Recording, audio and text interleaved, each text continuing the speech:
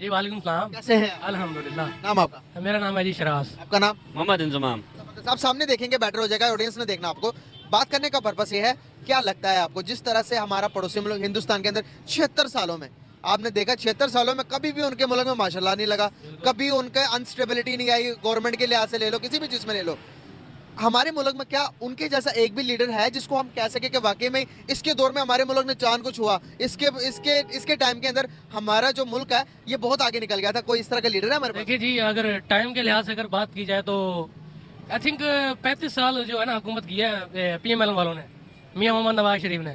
तो काफ़ी सारी चीज़ें हमारे सामने हैं, आपको पता है। ऑरेंज लाइन होगी अगर लाहौर में देखा जाए तो काफ़ी सारे मंसूबे इन्होंने काम किए हैं। एक मोटरवे हो गई, दूसरा जो क्या कहते हैं इसे ऑरेंज लाइन हो गई, बहुत बड़ा मंसूबा है, मेट्रो हो गई। हाँ इसी पर आपको मैं एक वीडियो दिखाना चाहूंगा। यहाँ पर हम तो फंसे हुए हैं कि हमारे पास कोई लीडर आ नहीं रहा प्रॉपर जो कि हमारे लिए काम करे। ये देखें, ये एक सिख है, इंडियन है, बट इंडियन है, ये अपनी एक आप बीती बता रहा है कि ये नरेंद्र मोदी के बारे में बात बता रहा है कि मेरी सिस्टर जो कि है वो अमेरिका के अंदर है, तो वो अपनी आप बीती बता रहा है। सुनिए जरा, क्या आप इसकी बात से एग्री करते हैं या नहीं करते? मेरी सिस्टर 20-30 साल से अमेरिका में है। उसने कहा मैंने जिंदगी में कभी अमेरिका में कहीं ना बिल में भी नाम नहीं सुना इंडिया का।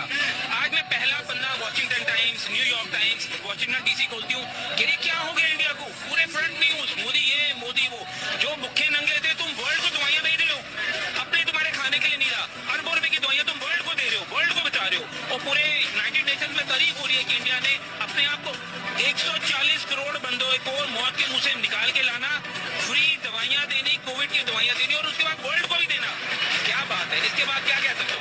मोदी के लिए सिर्फ तालियां ही तालियां हैं।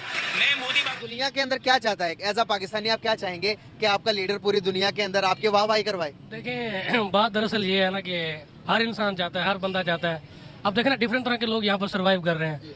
कुछ ऊंचे दर्जे के हैं, कुछ निचले दर्जे के हैं, बेचारे गरीब हैं, उनको रिलीफ चाहिए। रिलीफ इसमें ये होता है कि यार ज़्यादातर उनकी ज़रूरियात की जो चीज़ें हैं, अब देखें पेट्रोल जो है, जब नवाज शरीफ की हुकूमत थी ना तब पेट्रोल था जी तकरीबन कोई 62-60 पे था, ऐसे है ना।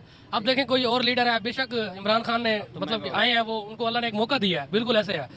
तो उन्होंने मतलब कि जितना भी अपना ड्यूरेशन मतलब मुकम्मल किया है, उसमें आप देखें कुछ ऐसा वैसा काम नहीं किया। मानते हैं कि यार हमारा मुल्क जो है एक मकरूज है। अपने टाइम के अंदर जितनी मेरी रिसर्च है उसके मुताबिक बताऊं, अपने टाइम के अंदर जो भी लीडर आया उसने अपने टाइम का तारीख का सबसे बड़ा कर्जा लेते आया। नवाज शरीफ के टाइम में देखेंगे, उसके उसके होते होते होते आज इमरान खान के टाइम के अंदर भी आप देखते तो पीछे भी उन्होंने अपने तारीख का भी सबसे बड़ा कर्जा लिया है।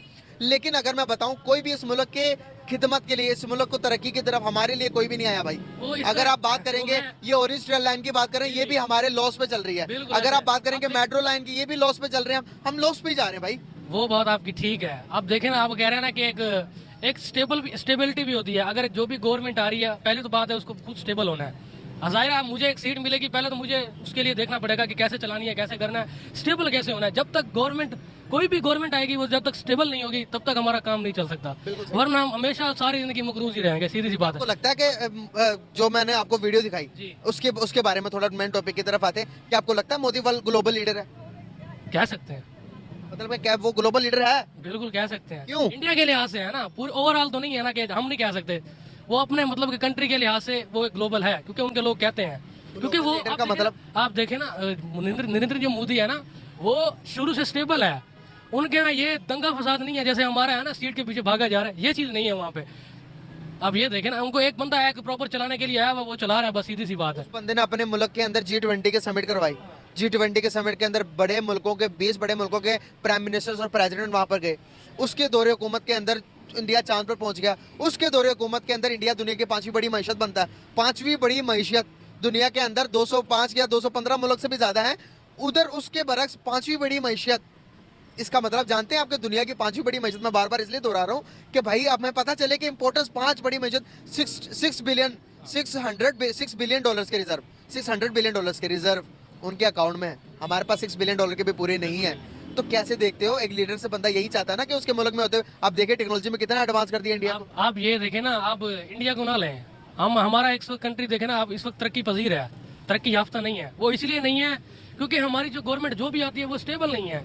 जब तक आपको एक सीट मिलती है प्राइम मिनिस्टर की, आपने मुल्क को चलाना है तो आपको टाइम चाहिए। आप जितना टाइम लेंगे, जितना मतलब टाइम में कर सकते हैं, वो आप इतना कैपेबल होंगे ना, तब तक आप चला सकते हैं अपने मतलब गवर्नमेंट। अगर आप देखेंगे ना कि यहाँ पे देखें ना, लेग पुलिंग बहुत है। हमारे गवर्नमेंट के लिहाज से भी देखें, नॉर्मल पर्सन के लिहाज से भी देखें ना, लेग पुलिंग बहुत है। जहाँ लेग पुलिंग होगी वहाँ पर बंदा कामयाब नहीं होता, आपको पता है यहाँ पे। बिल्कुल सही हो गया सर। बड़ा अच्छा लगा आपसे बात करके। Thank you so much, very nice to talk with you, बहुत जबरदस्त, वेरी नाइस।